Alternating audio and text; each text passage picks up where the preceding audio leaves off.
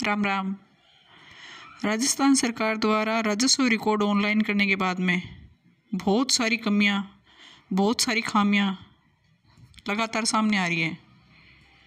और अब जो नया प्रावधान किया गया, जिसके अंदर बेचान का जो नामांतरण है, बेचान का जो विक्रय पत्र है, न कि नामांतरण है, विक्रय पत्र दस्तावेज तैयार होते ही अपना खाता के अंदर उसका नाम दर्ज हो जाएगा।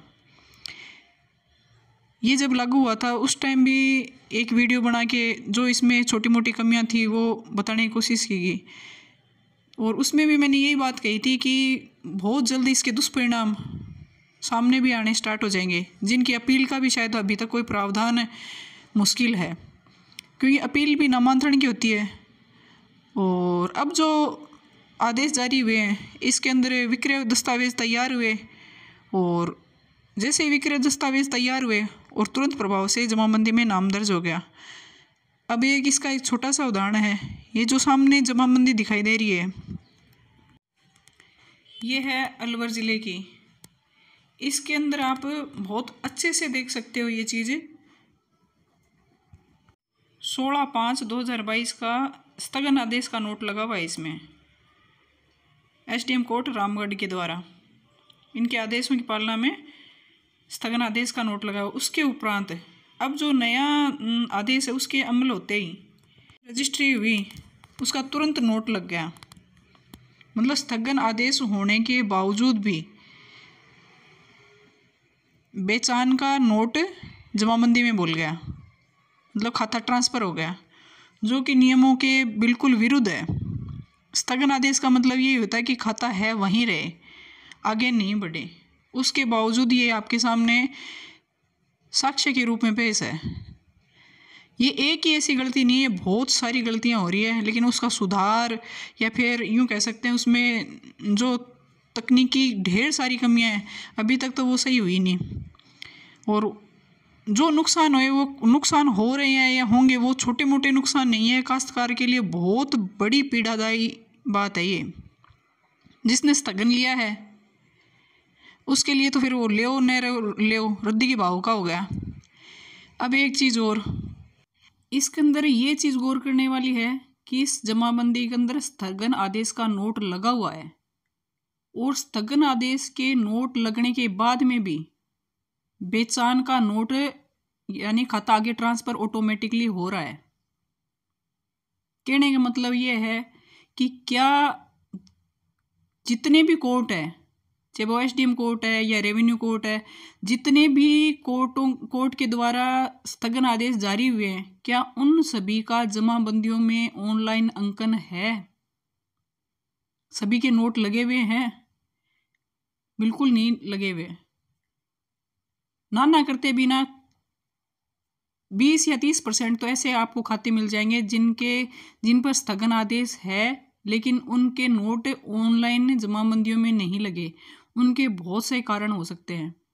कई बार काश्तकार को स्थगन आदेश प्राप्त होने के बाद में वो संतुष्ट हो जाता है कि मेरे को स्थगन आदेश मिल गया, इसका मतलब मेरा काम पूरा हो गया। वो अपना स्थगन आदेश की कॉपी लेके अपने घर पे रख लेता है। ये अज्ञानता के कारण कह दो, जागरूकता की कमी के कारण कह दो, या फिर कोई भी नाम दे सकते हो, लेकिन ये प्रैक्टिकल है, ये सत्य है कि काश्तकार को स्थगन आदेश मिलने के बाद में बहुत से काश्तकार उस कॉपी को लेके घर पे बैठे रहते हैं, या फिर अनजाने में लेके रख लेते हैं कि मेरा काम स्थगन आदेश प्राप्त करना था, मेरे को मिल गया, अब मेरे कोई समस्या नहीं आएगी। जबकि इसके अंदर तो स्थगन आदेश लगने के बाद में भी खाता ट्रांसफ़र हो रहा है। ये अब इसके अंदर कर्मचारी का काम था नोट लगाना, नोट लगा दिया, उसके बाद में रजिस्ट्री ऑनलाइन होते ही खाता आगे बोल गया। और जिनके नोट ही नहीं लगे हुए फिर उनकी तो कहानी ही क्या। ये इस प्रकार की जो तकनीकी कमी या फिर ये कह सकते हैं आपाधापी में जो आदेश जारी हो रहे हैं, जिनकी पालना हो रही, उनसे राजस्व रिकॉर्ड को बहुत तगड़ा नुकसान हो रहा है।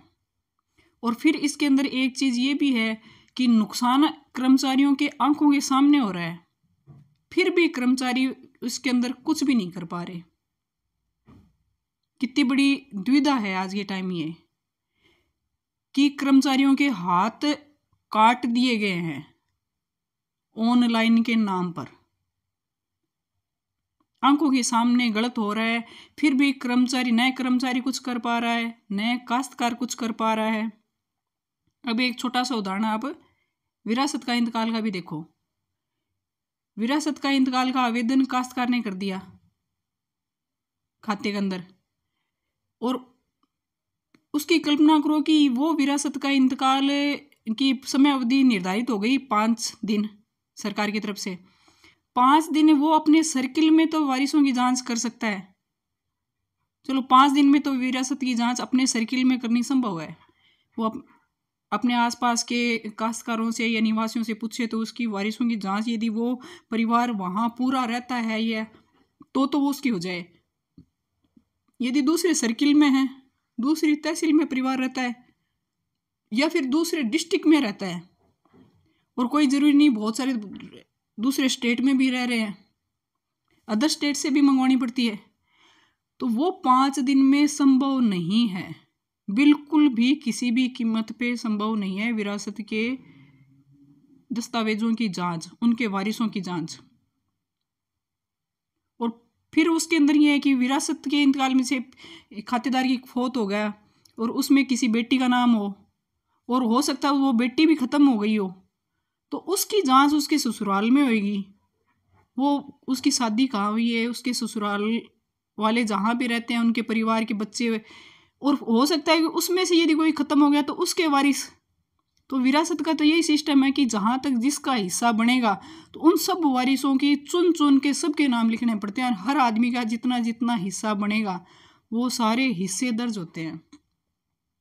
तो कौन से ऐसे ट्रिक कर्मचारी लगाए कि वो सब बंदे तो जादुई चिराग से ढूंढ के ले आए 5 दिन में, और 5 दिन में खटाखट वो काम कर दे। अलादीन का कोई चिराग तो दिया हुआ नहीं। और उसमें फिर उत्तरदायित्व भी कर्मचारी का निर्धारित किया हुआ है कि यदि गलती विरासत का इंतकाल 5 दिन में करो, उत्तरदायित्व भी कर्मचारी का बना दिया। इसके अंदर ये है कि सबसे बेस्ट काम तो ये है कि जो शपथ पत्र देता है, सही हो चाहे गलत दे अगला, उसकी ही 100% लाइबिलिटी होनी चाहिए। यदि शपथ पत्र जिसने गलत दिया है, जो जो उसने नाम दिए, यदि उस हिसाब से इंतकाल दर्ज होता है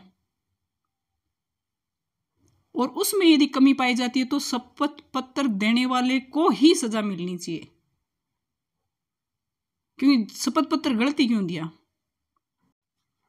5 दिन में तो अपने सर्किल में तो जांच संभव है, लेकिन जब ये जांच विरासत की दूसरे जिले से या दूसरी तहसील या दूसरे राज्य से जब मंगवानी पड़ती है तो उसके लिए समय भी चाहिए, साधन भी चाहिए। और ये जो 5 दिन के जो आदेश निकले हुए हैं उसमें किसी प्रकार के साधन तो बहुत दूर की बात है, ऑनलाइन साइट ही नहीं चलती। ई धरती ले लो, अपना खाता देख लो, से सबकी मरी मरी हालत में चलते हैं, 2-2 3-3 दिन बंद रह गई, अपना खाता तो कोई वार त्योहार ही चलती है, ये हालत है। और इसके अंदर विरासत की जांच करने के लिए यदि समय नहीं देते हैं ना, तो एक आदेश गवर्नमेंट को और पारित कर देना चाहिए कि जो शपथ पत्र दे रहा है उसी पर ही पुलिस कार्रवाई हो। यदि शपथ पत्र गलत पाया गया तो जो शपथ पत्र देने वाला है, वारिसों की जो लिस्ट पकड़ाने वाला है, बिल्कुल उसी को ही सजा हो, न कि किसी कर्मचारी को, क्योंकि कर्मचारी को आपने टाइम ही नहीं दिया जांच करने के लिए। और यही निवेदन है सरकार से भी कि आप कृपया करके एक आदेश है ये भी निकाल दो